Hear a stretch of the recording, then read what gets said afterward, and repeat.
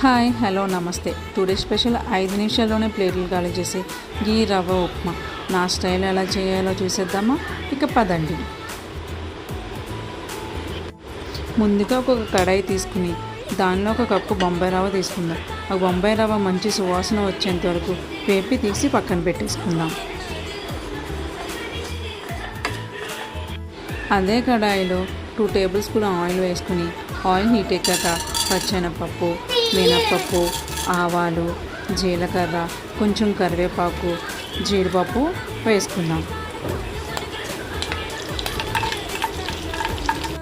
ఇవన్నీ ద్వారగా వేపేంత వరకు వేపాలి. తాలింపు దినుసులను ద్వారగా వేగిన తర్వాత దానిలో పొడవుగా కట్ చేసుకున్న ఆనియన్స్, పచ్చిమిర్చి యాడ్ చేసుకుందాం. అవన్నీ పచ్చివాసన పోయేంత వరకు ఉంచాలి. ఆనియన్స్ బాగా మగ్గాక 1 కప్పు రవ్వకి 3 కప్పులు వాటర్ అయితే యాడ్ చేసుకోవాలి. నెక్స్ట్ సాల్ట్ యాడ్ చేసుకోవాలి. వాటర్ బాగా మరిగాక దానిలో మనం బొంబాయి రవ్వ అనేది యాడ్ చేసుకోవాలి.